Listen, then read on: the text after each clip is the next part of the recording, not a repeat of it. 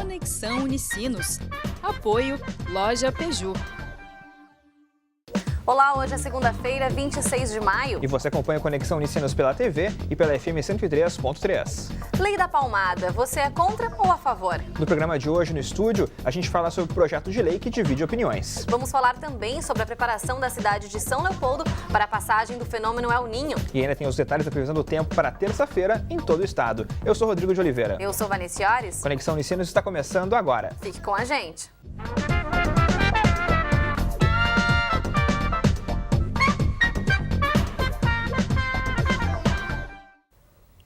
Na quarta-feira passada, a Lei da Palmada foi aprovada pela Câmara dos Deputados. O projeto foi rebatizado como Lei Menino Bernardo, em homenagem a Bernardo Boldrini, assassinado pelo pai e pela madrasta aqui no estado.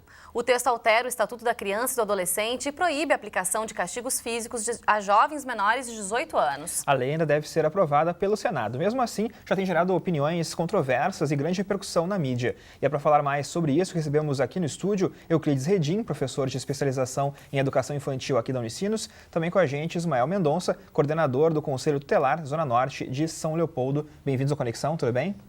Olá, tudo bem? Sejam bem-vindos. Bom, professor, primeiro a gente quer fazer uma avaliação, né? O que o senhor pensa a respeito dessa lei e como ela vem, então, nesse contexto que a gente vive hoje no país? Ela é importante? Eu acho que a gente está chegando tarde demais, porque a questão da violência contra a criança já há muito tempo, desde Rousseau, que falava da educação negativa, isso é, contra a pressão da autoridade da educação em cima da criança. A criança, em princípio, nasce boa.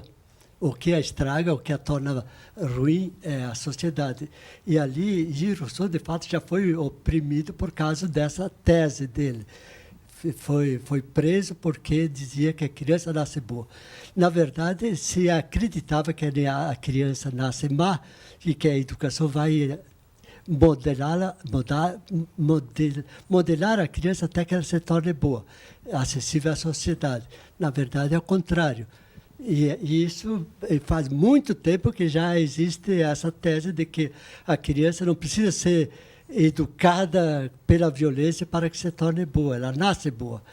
E nós estamos chegando tarde, e mesmo porque devemos isso à imprensa, que está chamando a atenção. Olha, a questão está muito atrasada e eu acho que devemos gratidão, a criança deve gratidão à imprensa porque está chamando a atenção a esses escândalos. E ela se torna problemática porque é uma lei em cima do óbvio. É óbvio que não se bate em criança. E aqui em São Leopoldo já fizemos um congresso há uns anos atrás, onde o título era Quem bate para educar, educa para bater. Quem bate para ensinar, ensina a bater. Isso significa a violência familiar é que é o grande problema. A violência gera violência, afinal de contas, é como a gente costuma dizer. Sim, não é só em cima da criança. A violência dentro de casa, homem, mulher, adultos e crianças. De fato, nós estamos meio imersos na violência que acontece até nos esportes.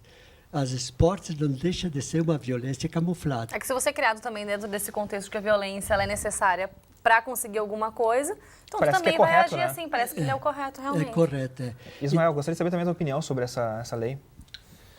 Acho que ela é bem-vinda, né? O Estatuto ele já prevê que crianças que sofrem maus tratos, e não é diferente, né, a questão, ela dá uma ênfase um pouco maior, né? Era chamada Lei da Palmada, mas não é só palmada, né? Que as pessoas ficam pensando, dá um tapinha, então é para isso a lei. Não, a lei é para castigos físicos e morais também, né? Então, a questão é, agora, o que é necessário mudar para que a gente proteja ainda mais nossas crianças? Como hoje o Conselho Tutelar age diante de denúncias, por exemplo, de maus tratos físicos ou morais? Então, nós temos 10 conselheiros em São Leopoldo. O CONANDA, o Conselho Nacional da Criança e Adolescente, prevê que o mínimo de conselhos tutelares é 5 conselheiros para cada 100 mil habitantes. Em São Leopoldo, né, conforme o censo, nós temos 214 mil habitantes. Né? Então, nós temos o mínimo hoje, somos 10 conselheiros. E para atender a demanda, que é uma demanda muito grande, e o que o professor traz aqui, eu acho que nós temos que considerar é que ainda hoje se entende que educar com violência é necessário, né, com tapa, com chinelada, enfim, com varada, né, com cintada, né, com relho. Ainda a gente vê situações assim, com relho, com espeto, enfim, né, tem várias formas de agressão. Mas uma denúncia que chega, por exemplo, vinda de uma criança, de um vizinho, alguém assim, como isso é realmente levado em consideração? Porque a gente sabe, por exemplo, no caso do menino Bernardo, que ele procurou até, enfim, ajuda e, na verdade, ele não obteve, né? Ele tentou, né, ter um outro lar e acabou não vindo para ele isso, né? Se você acha que agora com essa nova lei isso pode acabar, ou pelo menos diminuir, né, esse problema? Não, é justamente essa questão que eu estou trazendo. Assim, nós já temos, o Conselho já tem uma equipe mínima, né? E a gente vê cidades aí que tem bem menos, inclusive, do que nós. Por exemplo, Caxias do Sul tem 400 mil habitantes e tem 2 conselhos, né? Então, isso é uma média de 40 mil habitantes por conselheiro. Já é uma demanda muito grande, vai aumentar ainda mais. Só que a questão é, bom, tem a violência, ela está aí, ela é, inclusive, defendida lá no Congresso Nacional, né? O deputado entrou, alguns deputados, uma bancada considerável, tentou que não aprovasse a lei. Então, tem uma opinião nacional de pessoas que acham que tem que ter o castigo físico, né, e moral. Então, vai aumentar ainda muito mais o número de denúncias. E, para isso, o Conselho não está preparado. Só que não é essa a questão, né? Eu acho que a questão é outra. Os pais, ninguém é educado, nenhum pai é preparado para educar sem castigo físico. Pois é, porque a gente sabe que essa lei ela divide opiniões, enfim, qualquer círculo que a gente for conversar sobre isso, vão ter pessoas que vão ser contra ou a favor, ou dizerem, bom, eu apanhei quando eu era criança e estou aqui, um adulto, enfim, que seguiu com seus valores, né, professora Euclides? E a gente sabe que esse modelo de educação, bom, até na escola era permitido a palmatória, né, enfim, até mesmo na escola tinha esse empoderamento, né, mas como é que a gente pode, então, prever essa questão para não também tirar a autoridade dos pais, quer dizer, porque isso é uma forma também de, né, deixar a criança com medo, com certo receio. Será que esses pais não vão perder a autoridade se isso realmente for levado ao pé da letra? O que acontece é que nós criamos uma cultura do bater, do educar com autoritarismo. Autoridade é uma coisa, autoritarismo é outra coisa. Ter autoridade não precisa de violência para manter a autoridade. Não vai conseguir respeito tratando dessa forma. Com certeza. Medo e respeito são coisas diferentes, na verdade, né?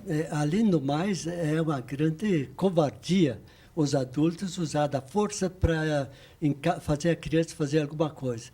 Como se a criança fosse... Mas hoje, nem mais para educar animais se usa a violência e a força. Os adestradores de cães ou adestradores de cavalos no campo já não usam mais nem o grito e muito menos o bater. Agora, a criança precisa bater para... falta de perceber que não é assim que se educa a criança. E, na verdade, nós temos a cultura do mais forte. A cultura, inclusive, do evolucionismo, vence o mais forte. Na verdade, o que vence é o mais cooperativo. E ali eu acho que a lei do evolucionismo errou porque diz vence o mais forte. Na verdade, o mais cooperativo é que vence. Se fosse mais forte, nós teríamos aqui na Unicinos os animais de antigamente comendo as copas das nossas árvores. Não é o mais forte que vence o mais cooperativo. Então, mas a gente está ainda nesse tempo em que se acredita que precisa ter autoridade. Alguém que manda e o outro obedece com medo. É necessário também uma mudança aí de modelo mental, né? Enfim, em sim. vários âmbitos a gente nota que então essa autoridade ela vai ser imposta aí de uma maneira cruel, né? E não é esse o caminho realmente. É questão de cultura também. Nós há séculos acreditamos que precisa manter autoritarismo em cima da... Quando a gente vê, está presente em toda parte, não só na escola, não só na família. Claro, tem até no ambiente de trabalho, enfim, tem outros ambientes também. E nos jogos, agora, vamos ver se a Copa no Brasil vai tornar os países mais amigos. Claro que não. Porque quem vence, há alguém que vence. Se alguém vence, outro é vencido. E não nos tornamos mais amigos dos argentinos porque eles são mais fortes que nós, ou mais inimigos, porque são mais fortes que nós. E pior ainda vai ser nas Olimpíadas de 2016. Aqueles jogos bárbaros de violência, de força. Quer dizer, os jogos têm o modelo da guerra.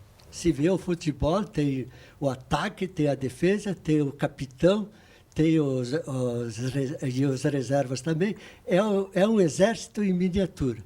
E são questões interessantes também para a gente se pensar, pois né? Pensar no período atual. E ali a gente tem que pensar também outra coisa, que é as 1000 formas de violência. A violência que se manifesta na palmada chama um pouco de atenção, às vezes até bastante atenção. Mas há outras formas de violência dentro da família. E que a gente pode falar mais daqui a pouquinho, que a gente precisa ir para o próximo bloco. Então, Conexão faz agora um rápido intervalo, mas na volta, claro, tem mais entrevista aqui sobre a Lei da Palmada. Isso, a gente já volta.